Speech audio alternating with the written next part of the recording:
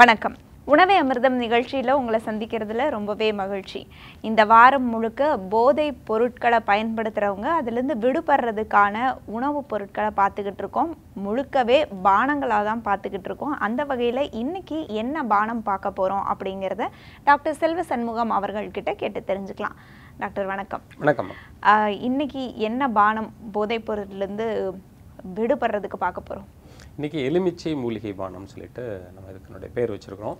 இதில் எலுமிச்சை பழம், அப்புறம் வந்து மாதுளப்பழம், இஞ்சி, புதினா, அதே மாதிரி தேன் அல்லது இனிப்புக்காக ஏதாவது பொருள், இதெல்லாம் சேர்ந்து நம்ம செய்யக்கூடிய ஒரு பானம் தான்.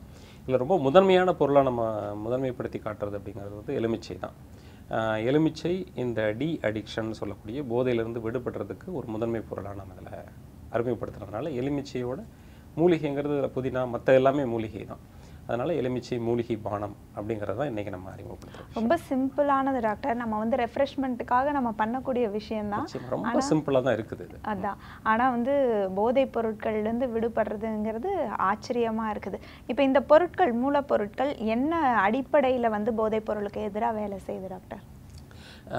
இப்போது ஏதாவது ஒரு மாத்திரை சாப்பிட்டுட்டு இருந்தாலோ அல்லது தவறான ஒரு பொருளை நம்ம பயன்படுத்திட்டு இருந்தாலோ அதிலேருந்து விடுபடுறதுக்குன்னு சில உடல் இயங்கியலில் சில மாறுபாடுகள் நடக்கணும்.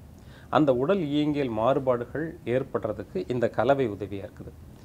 பொதுவாக அடிக்ஷன்லேயே பார்த்திங்கன்னா அந்த எலுமிச்சை ரொம்ப முக்கியமான பொருளாக எல்லா இடத்துலையும் சொல்லியிருக்காங்க.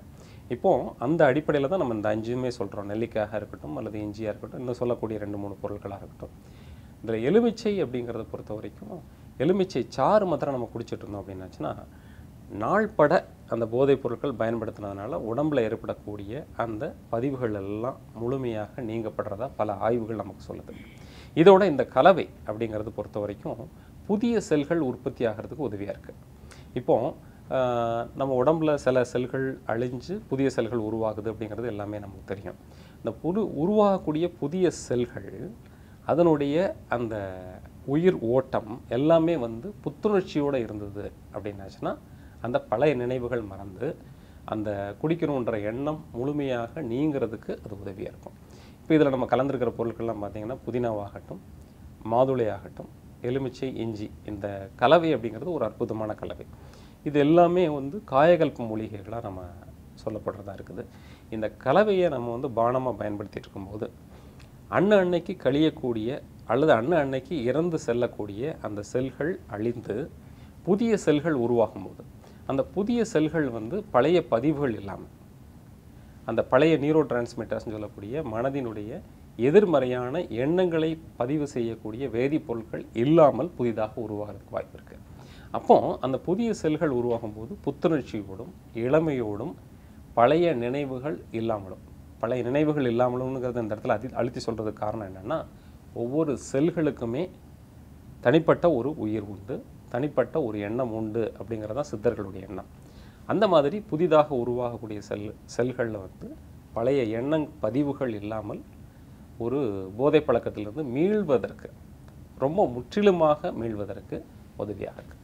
டாக்டர், தொடர்ச்சியாக குடிச்சிட்டு இருக்கிறவங்க, குடிப்பழக்கத்துக்கு அடிமையாக இருக்கிறவங்க இந்த பானத்தை எத்தனை முறை குடிக்கலாம்? இப்போ இது இத்தனை தடவை குடிக்கணுன்ற கட்டாயம் இல்லை. இது ஒரு நாளைக்கு 2 தடவை தான் குடிக்கணும், 3 தடவை தான் குடிக்கணும் அப்படின்றது இல்லை. நான் சொல்கிறது என்னென்னா இந்த பானத்தையே ஒரு நாள் முழுவதும் கூட குடிக்கலாம். உணவுக்கு மாற்றாக முற்றிலுமாக மாற்றாக இதையே குடிக்கலாம். ஏன்னா அந்த அளவுக்கு இதில் வந்து எல்லா விதமான உடம்புக்கு அத்தியாவசியமான தேவையான ஊட்டச்சத்துக்கள் எல்லாமே அடங்கி இருக்குது. அது இதை குடிக்க இந்த நச்சு கழிவுகள்லாம் வேகமாக வெளியாகிறதுனால வேகமாக அந்த போதை பழக்கத்திலேருந்து விடுபடுறதுக்கு உதவியாக இருக்கும். இது குறைந்தபட்சம் 2லிருந்து 3 தடவையாவது குடித்தா தான் இது பலன் கிடைக்கும். நிச்சயமா. இது எப்படி செய்யறது அப்படிங்கிறத நான் செஞ்சு பார்த்துட்டு வரேன் டாக்டர். செஞ்சுட்டு எலுமிச்சை மூலிகை பானம் எப்படி செய்யறது, அதனுடைய சுவை எப்படி இருக்கும் அப்படிங்கிறதையெல்லாம் இப்போ பார்க்கலாம். எலுமிச்சை மூலிகை பானம் செய்ய தேவையான பொருட்கள் என்ன அப்படிங்கிறத இப்போ பார்க்கலாம். எலுமிச்சம்பழம் பெரிய பழமாக ஒன்று எடுத்து வச்சுருக்கேன். மாதுளை ஒரு 1/2 கப்பு கிட்ட எடுத்து வச்சுருக்கேன். இஞ்சி, தேன். இப்போது இதை எப்படி செய்யறது அப்படின்னு நான் காட்டுறேன். இஞ்சி ஃபஸ்ட்டு நம்ம அரைச்சி சாறு எடுத்து வச்சுக்கலாம்.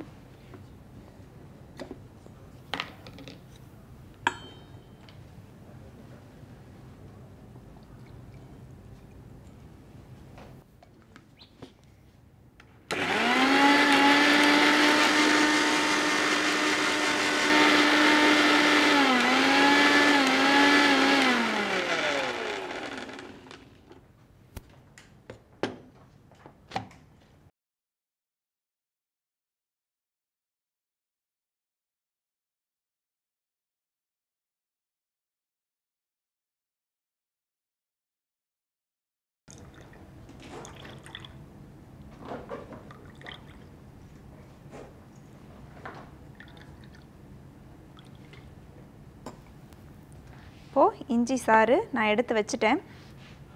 அடுத்ததாக மாதுளம்பழத்தை அரைச்சி நம்ம எடுத்து வச்சுக்கலாம்.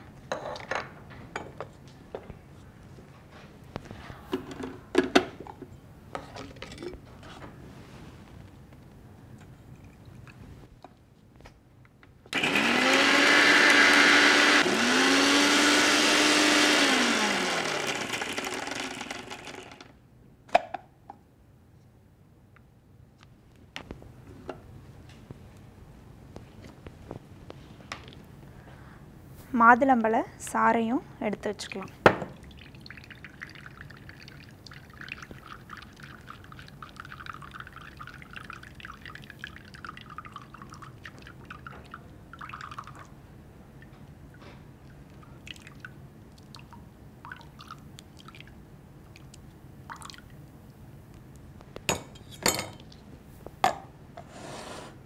இப்போது மாதுளம்பழம் சாறு எடுத்து வச்சுக்கிட்டோம்.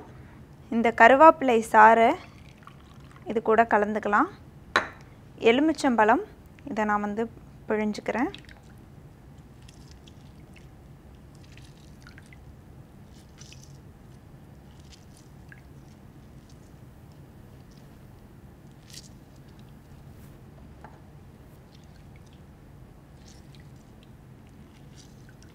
இதில் வந்து எலுமிச்சை சாறு தான் டாமினண்ட்டாக இருக்கணும். அதனால் ஒரு எலுமிச்சம்பழம் நான் முழுசாக போட்டுக்க போகிறேன். இப்போது இந்த இஞ்சி நம்ம தெளிவை மட்டும் யூஸ் பண்ணிக்கலாம். மேலாப்பில் எடுத்துக்கலாம்.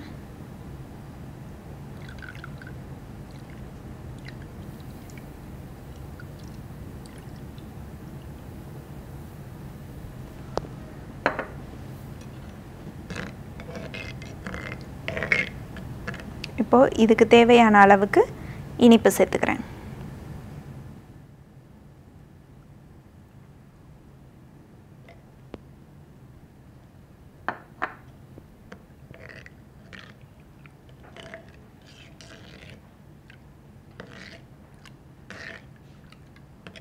இப்போது இந்த எலுமிச்சை மூலிகை பானம் தயாராகிடுச்சு. இது எப்படி இருக்குது அப்படிங்கிறத நான் சுவைச்சு பார்த்து சொல்கிறேன்.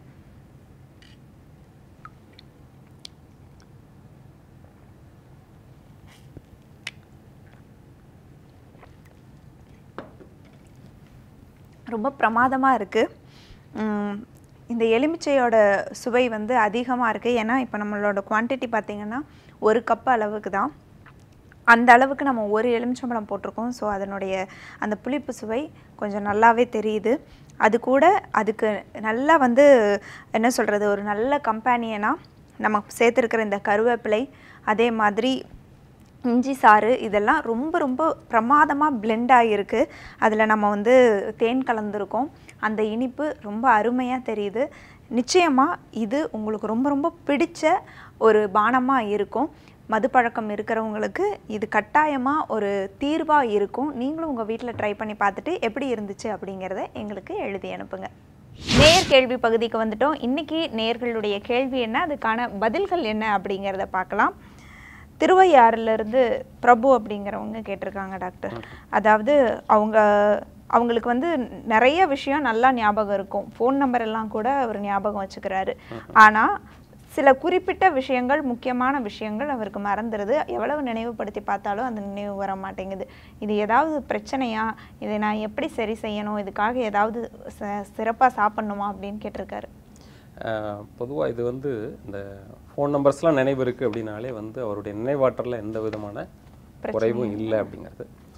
ஒரு விஷயத்தில் எந்த அளவு ஈடுபாடு செலுத்துகிறோமோ அந்த விஷயங்கள் நினைவில் இருக்கும். இப்போது அந்த ஃபோன் நம்பர்லாம் எனக்கு நிச்சயமாக முக்கியமாக இவங்கெல்லாம் நம்பர்லாம் வேணுங்கிறத நம்ம மனதில் இருத்துறதுனால அந்த ஃபோன் நம்பர் நினைவில் இருக்குது. இப்போது அந்த இதில் அவ்வளோ ஈடுபாடு செலுத்தலை, அல்லது ஏதாவது ஒரு முக்கியமான ஒரு விஷயங்களை வந்து நினைவு வைக்கணுன்ற அவசியம் இல்லைன்னு நம்ம மனதில் பதிவு பண்ணிட்டோம்னா அதுக்கான நினைவு நம்ம இருக்காது. இது பழக்கம்தான் காரணம். அடிப்படையில் பொதுவாக நினைவு கூட்டுறதுக்குன்னு சொல்லிட்டு நம்ம வந்து இதுக்காக இந்த ஒரு பர்டிகுலர் பிரச்சனைக்கு தனியாக எந்த ஒரு உணவும் நம்ம கொடுக்கணுன்ற அவசியம் கிடையாது. எந்த ஒரு மருந்து கொடுக்கணுன்றதே அவசியம் கிடையாது. அவர் பழக்கத்தின் மூலமாக கொண்டு வரணும். இப்போது அன்னைக்கு அவர் செய்ய வேண்டிய விஷயம் என்னென்னா, இரவில் தூங்குறதுக்கு முன்னாடி இன்றைக்கி என்னென்ன விஷயங்கள் நமக்கு நினைவில் இருந்தது, என்னென்ன விஷயங்கள் நம்ம நினைவில் வச்சிருக்க வேண்டியது தவறுச்சு அப்படிங்கிறத ஒரு நோட்டில் எழுதிட்டு வந்து அந்த குறிப்பை எடுத்து பார்த்து 2 பிரிவாக பிரிக்கலாம். நினைவில் இருந்த விஷயங்கள் நிச்சயமாக அவர் மனதுக்கு சந்தோஷம் கொடுக்கக்கூடிய விஷயமா இருக்கும். நினைவில் இருந்து மறந்த விஷயங்கள் அப்படிங்கிறது வந்து அவருக்கு எரிச்சல் ஊட்டக்கூடிய விஷயங்களா இருக்கும். அது அவங்கள வந்து கொஞ்சம் கொஞ்சமாக மனதை மாற்றி அந்த விஷயங்களில் மனதை முழுமையாக செலுத்தி நாளையிலிருந்து இந்த விஷயங்களை மறக்கிறதுக்கு இல்லாமல் நினைவில் வச்சுக்கிறதுக்கு என்னென்ன வழிகள் உண்டுங்கிறத ஆராய்ஞ்சு பார்த்து செய்யணும். இதை ஒவ்வொரு நாளுமே அது செஞ்சுட்டு வரணும். அதுக்காக ஒரு அரை மணி நேரம் அவர் ஒதுக்கி ஆகணும். ஒதுக்கி கொஞ்சம் கொஞ்சமாக ப்ராக்டிஸில் வரும்போது கொஞ்சம் ஒரு 30 நாள் 40 நாள் கழித்து பார்த்தீங்கன்னா அந்த நிலை மாறிடும். நிச்சயமா. திருவாரூர்லேருந்து சக்கரவர்த்தி அப்படிங்கிறவர் கேட்டிருக்காரு. அவருடைய வேலையே வந்து நிறைய ட்ராவல் பண்ணிக்கிட்டே இருக்கிற மாதிரியான வேலை தான், ஒரு ஊர்லேருந்து மற்றொரு ஊருக்கு அந்த மாதிரி. அப்படி இருக்கும்போது என்னுடைய ஹெல்த் மேலே நான் அவ்வளோ கான்ஷியஸாக இருக்க முடியல, ஒழுங்காக சாப்பிட்றது தூங்குறது அந்த மாதிரி எதுவுமே. நான் எப்படி இவ்வளவு ட்ராவலுக்கு மத்தியிலையும் நான் வந்து ஹெல்த்தியாக இருக்கிறது அப்படின்னு கேட்டிருக்காரு. இதில் அவர் நிறைய ஊர்களுக்கு பிரயாணம் பண்ணுறது அப்படிங்கிறது முக்கியமான கருத்து. இப்போ ஒரு ஊர்லேருந்து இன்னொரு ஊருக்கு போகும்போது என்னென்ன மாறுபாடுகள் இருக்குது, நிலம் அதாவது இடம் மாறுது, சூழ்நிலைகள் மாறுது, நீர் மாறுது, உணவுகள், இந்த மாதிரி பஞ்சபூதங்கள் சொல்லுவோம், நீர் நெருப்பு காற்று ஆகாயம் எல்லாமே மாறுது. அப்போ அந்த பஞ்சபூதங்களோடையும் அந்த ஊரில் இருக்கக்கூடிய மாதிரி நம்ம வந்து உறவை மேம்படுத்தணும். இப்போ உதாரணத்துக்கு 2 சொல்லலாம். ஒன்று வந்து காற்று, அந்த பிராணாயாமம் செய்கிறது மூலமாக, அதாவது காலையில் எழுந்திரிச்சு யோக பயிற்சி பிராணாயாமம் செய்கிறதுனால அந்த ஊர் காற்றோடு நம்ம பழக்கத்தை ஏற்படுத்திக்கலாம். இப்போ குளிக்கிறதுக்கு முன்னாடி பார்த்திங்கன்னா புது தண்ணீரில் போன உடனே எல்லாத்துக்கும் குளித்த உடனே ஜலதோஷம் பிடிக்குது அல்லது குளித்த உடனே எனக்கு வந்து ஜுரம் வருது அப்படின்றவங்களாம் இருக்குவாங்கலாம். அந்த நீரோடு நம்ம ஒரு உறவை ஏற்படுத்திக்கணும். குளிக்கிறதுக்கு முன்னாடி தடார்னு போயிட்டு நேராக போன உடனே சொம்பத்துக்கு தலையில் தண்ணியை ஊற்றி அப்படியெல்லாம் பண்ணாமல் கையில் கொஞ்சம் நேரம் வச்சுருந்துட்டு அந்த நீரோட ஒரு உறவை ஏற்படுத்தி மார்பில் கொஞ்சம் தடவுறது, அப்புறம் கொஞ்சம் தண்ணீர் எடுத்து தலையில் கொஞ்சம் தூரம் தடவுறது. அப்போ அந்த மாதிரி உடம்புல வந்து அந்த நீரை கொஞ்சம் கொஞ்சமாக பக்குவப்படுத்தி பழக்கப்படுத்துறது, இந்த மாதிரி செய்கிறது. உணவு சாப்பிடும்போது நம்ம ஊரில் இருக்கிற மாதிரியான உணவு கிடைக்குதா அப்படிங்கிறத பார்க்கணும். அப்படி இல்லைன்னா ஒரு நாளைக்கு 2 நாளைக்கு பழ உணவுகளை மாத்திரம் சாப்பிட்றோம். ஏன்னா பழங்கள் பெருவாரியான மாற்றங்கள் இருக்காது. அந்த பழங்கள் சாப்பிட்றது அந்த மாதிரி உடம்புக்கு அந்த சூழ்நிலையை பக்குவப்படுத்தி பழக்கப்படுத்தி கொஞ்சம் கொஞ்சமாக கொண்டு போகிறது தான் அந்த மாதிரி அதிகமான ஊர்கள் ட்ராவல் பண்ணுறவங்களுக்கு நம்ம சொல்லக்கூடிய விஷயங்களாக இருக்குது. அதில் கவனம் செலுத்த வேண்டிய ரொம்ப முக்கியமான விஷயம், யோக பயிற்சி கண்டிப்பாக செய்யணும், சூரிய ஒளியில் கொஞ்சம் நேரம் நிற்கணும், அந்த நீரோட கொஞ்சம் உறவை ஏற்படுத்திக்கிறது, உணவோட உறவை ஏற்படுத்திக்கிறது. இந்த மாதிரிலாம் செஞ்சாங்கன்னா எந்த விதமான பிரச்சனை எந்த ஊருக்கு போனாலும் ஏற்படுறதில்லை. நிச்சயமாக நேயர்களுடைய கேள்விகள் நிறைய பேருக்கு இருந்த சந்தேகத்தை நிவர்த்தி செஞ்சிருக்கும். உங்களுடைய பதில்களுக்கு நன்றி டாக்டர். மீண்டும் நாளை சந்திக்கலாம். வணக்கம். வணக்கம். நன்றி.